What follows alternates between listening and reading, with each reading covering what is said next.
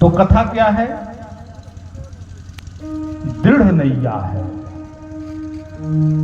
दृढ़ नैया यानी दृढ़ नैया ये है कि 100% हमारे मन के अंदर जो चाहना है वह पूर्ण होगा, उसमें कहीं संशय नहीं है। भव सागर, इस संसार रूपी सागर से अगर हम पार जाना चाहते हैं तो हमें आसरा क्या लेना पड़ेगा?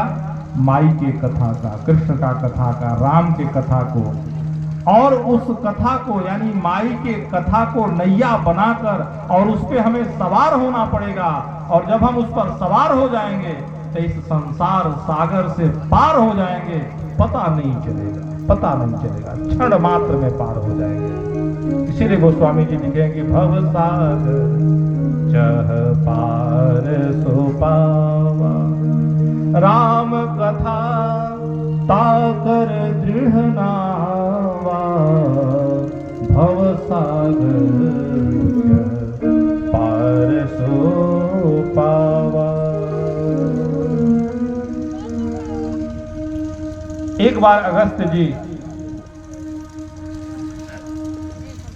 कार्तिकेय के पास जाकर पूजा करके कहते हैं कि आप एक कृपा करिए, श्रीमद् देवी भागवत महात्म्य की श्रवण की विधि बनाइए, बताइए। कार्तिकेय जी कहते हैं कि मैं संक्षेप में उस महात्म्य को श्रवण कराता हूं। विवस्वान के पुत्र हुए श्राद्ध देव जो निसंतान थे और गुरु वशिष्ठ की अनुमति से उन्होंने पुत्रेष्टि यज्ञ किया, परंतु उनकी पत्नी ने यज्ञ के ब्राह्मणों से प्रार्थना किया कि देखो महाराज जी तो चाह रहे हैं, हमारे स्वामी राजा जी चाह रहे हैं कि हमें पुत्र हो, पुत्रेष्टि यज्ञ करा रहे हैं, लेकिन मैं कहती हूं कि हमें कन्या चाहिए। अब रानी के कहने से ब्राह्मणों द्वारा आशीर्वाद दिया गया, कन्या हो गई। अब जब कन्या हो गई तो महाराज चिंतित में पड़ गए कि यज्ञ में क्या त्रुटि आ गई। मैंने तो यज्ञ कराया, पुत्रेष्टि यज्ञ की, पुत्र की प्राप्ति हो, लेकिन यहाँ कन्या हो गई। जब पता चला कि व्यतिक्रम क्या है, तो व्यतिक्रम हमारी महारानी है, रानी जी हैं, इनके कहने से पुत्र नहीं पुत्री हो गई। अब तो पुत्री का नाम इला रखा गया और तत्क्षण राजा जो श्राद्ध देव थे वशिष्ठ जी के पास जाते हैं और हाथ जोड़कर कहते हैं कि हे गुरुदेव, आप तो सर्व समर्थवान हैं और आप चाहेंगे तो पुत्र हो जाएगा।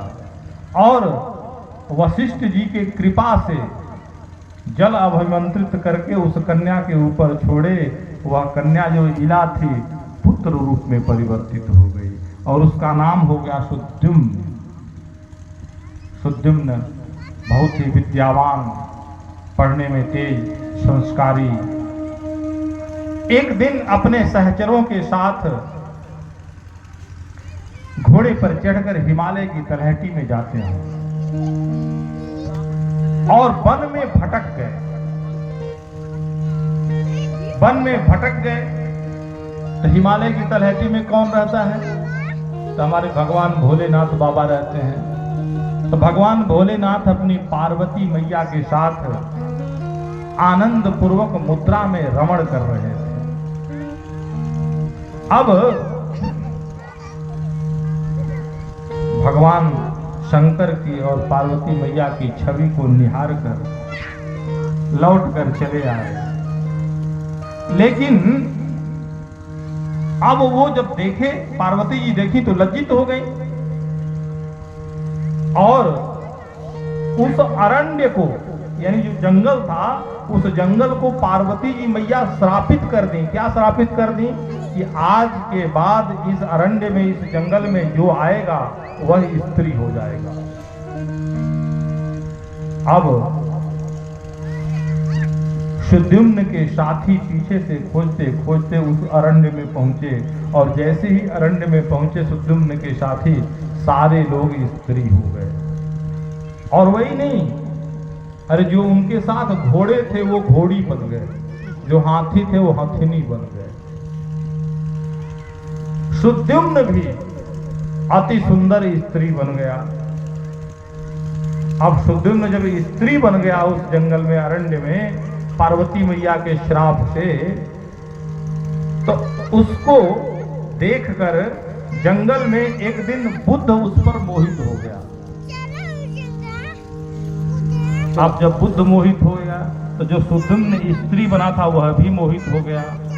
दोनों आपस में विवाह कर लिए। अब उसके बाद उसने एक पुत्र को जन्म दिया, उसका नाम हुआ पुरूरवा।